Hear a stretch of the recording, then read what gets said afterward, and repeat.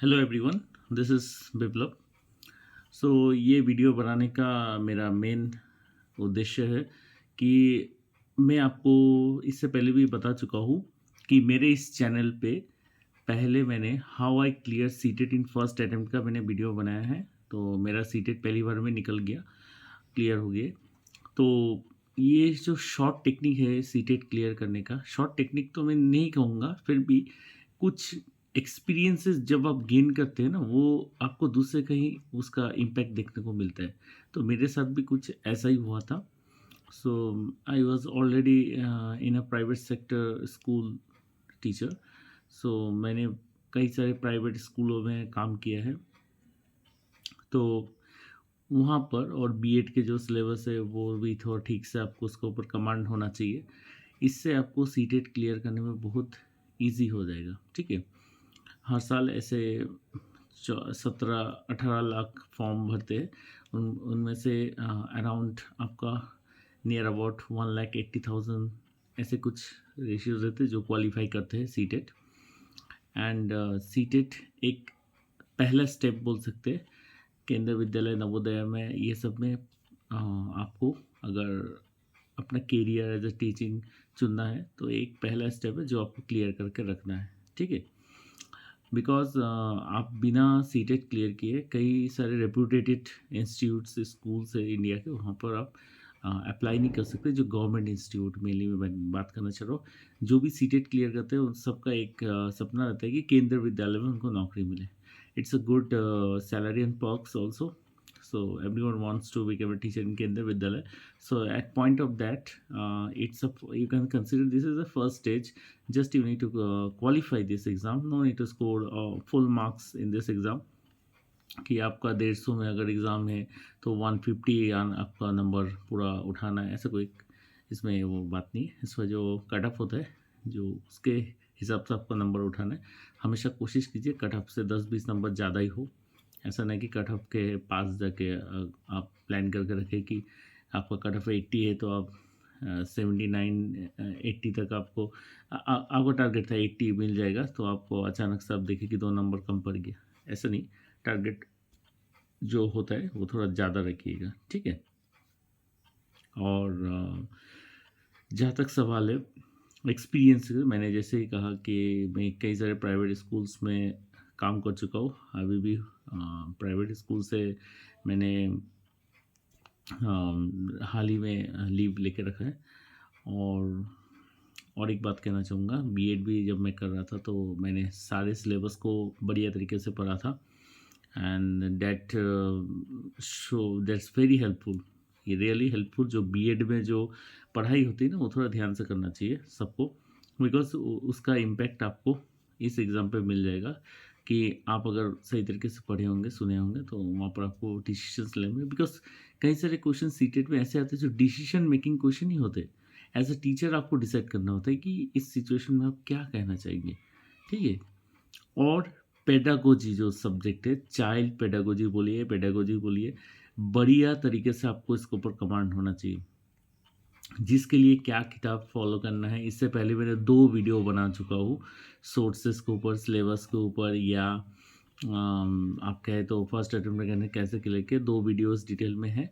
मैं कोशिश करूँगा वो दोनों वीडियोस के जो लिंक है इस वीडियोस के डिस्क्रिप्शन में मैं इसको प्रोवाइड कर दूँगा। आप ज़रूर उसको देखिएगा, दोस्तों के साथ भी शेयर कर सकते हैं, उनको भी हेल्पफुल होगा। और एक बात बता दूँ कि जब भी आप सीटेट की तैयारी करें तो उससे पहले एटलीस्ट सीटेट आपको अगर अप्लाई करना है जिस साल, उससे 1 साल पहले ऐसे कोई भी प्राइवेट स्कूल में आप जॉब भी कर लीजिएगा। ठीक है, इससे आपको एक अर्निंग भी होगा, आपको एक मोटिवेशन भी मिलेगा, और कई सारे क्वेश्चंस को सॉल्व करने में बहुत मदद किया, मेरे को तो बहुत मदद किया। और एक बात मैं बता दूँ, अगर जैसे मैं एसएसटी का टीचर हूँ, सोशल साइंस, सो मैंने सोशल साइंस स्कूल में भी पढ़ाया है ना बच्चों को। तो मुझे प्रिपरेशन के दौरान जब मैं ये 24 का सीटेट जून का जो दे रहा था, जुलाई का, तो उस समय देते समय मुझे कोई दिक्कत नहीं लगा, ज़्यादा पढ़ना नहीं पड़ा। मैंने रियली बोलूँ तो मेरा प्रिपरेशन हार्डली 1 मंथ का ही था। आप सब अब बोल सकते हैं कमेंट में कि भाई 1 मंथ में कैसे प्रिपरेशन होता है। अरे प्रिपरेशन 1 मंथ का ही तब हमेशा ये इस तरह का कन्फ्यूजन होता रहता है ना, फिर वीडियो के नीचे कमेंट्स कुछ भी बकवास लोग बोलते रहते हैं।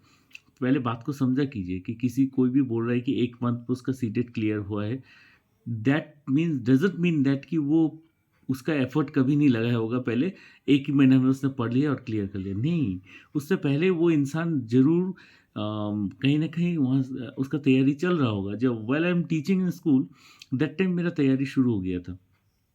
मैं बच्चों को जब पढ़ा रहा था, तभी मेरे को जब बच्चों को पढ़ाता हूँ, एक्चुअली पढ़ाना भी एक स्किल होता है ना, तो तब पढ़ाते-पढ़ाते खुद को भी एक्सपीरियंस हो जाता है, हर टॉपिक पे कमांड भी आ जाता है।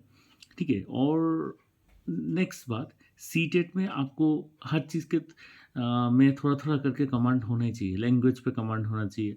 English compulsory, Hindi compulsory paper ठीक से क्लियर करना पड़ेगा। एकदम भी आपको इंग्लिश पे कमांड नहीं है फिर तो बहुत ही दिक्कत हो जाएगा। या आपका जो रीजनल लैंग्वेज है, बंगाली लेते हैं या हिंदी लेते हैं या whatever language you opt for the this regional language second paper, compulsory language paper, वहाँ भी आपको अपना उस भाषा पे आपको टैलेंट दिखाना पड़ेगा। जैसे मेरा हिंदी था, so I go through that. ठीक है? All because of my teaching experiences. Really 1 महीने में मैंने तैयारी क्या किया, मैंने सिलेबस को फॉलो किया था कि whatever given in the syllabus of CTET, I just go through that and pedagogy जो बुक है वो मैंने थोड़ा देखा था।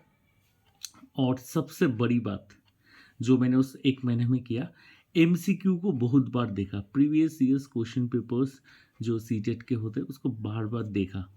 ठीक है? एंड देखना सिर्फ ये नहीं कि आप खोल के बुक देखने बैठ गए मेरे बात सुनने के बाद। आपको जो सीटेट का जब किताब आप देखेंगे, देखने के बाद आपको जो एमसीक्यूज़ वो दिखेंगे, वहाँ पे प्रैक्टिस कीजिए, आप एंड सॉल्व कीजिए। बट ड्यूरिंग सॉल्व आपको एनालिसिस करना है, ये मैं बोलना चाहता हूँ।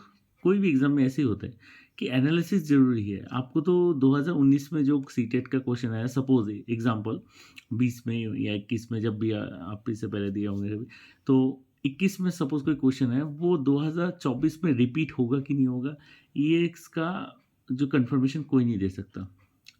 या ऐसा होगा भी या नहीं होता भी है, ऐसा कोई कन्फर्मेशन नहीं देगा।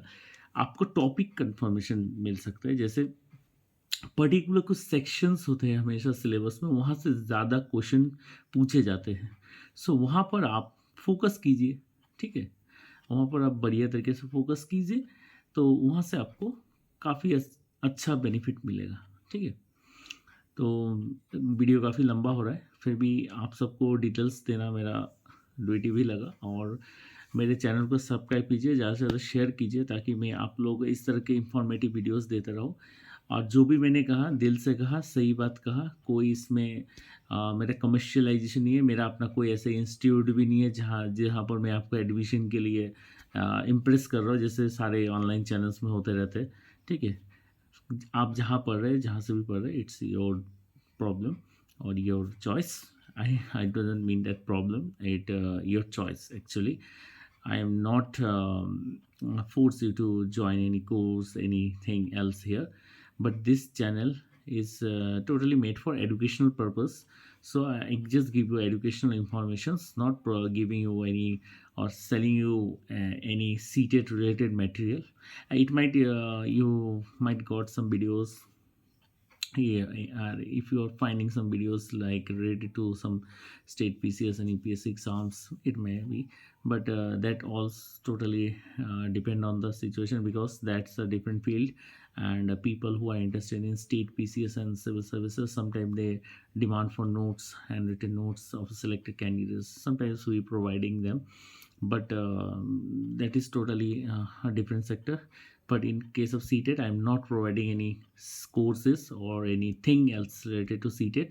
I have cleared, so I explaining you how you can clear that.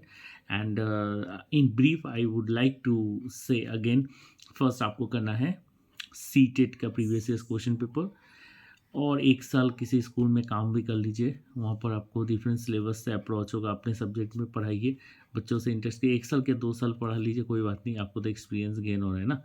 फिर और एक बीएड का सिलेबस बढ़िया तरीके से कीजिए। पेडागोजी का जो बुक होता है मार्केट से कोई भी एक खरीद लीजिए, मैंने बुक लिस्ट ऑलरेडी दे रखा है।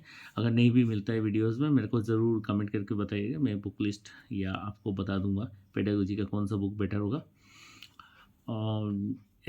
और एग्ज़ाम से 1 महीने पहले अच्छे से MCQ वगैरह देखिए, या जो आपका जो MCQ में जो मेन टॉपिक्स वो देना चाहते हैं कि इस टॉपिक से ज़्यादा क्वेश्चन आ रहे हैं, वो सब प्रैक्टिस कीजिए। लैंग्वेज पे थोड़ा कमांड रखिए, इंग्लिश एंड सेकंड लैंग्वेज अगर हिंदी है तो हिंदी पे, या बंगाली या Urdu Malayalam what ever language you have in second paper, you continue with that. And बहुत बढ़िया तरीके से प्रिपरेशन कीजिए। All the best.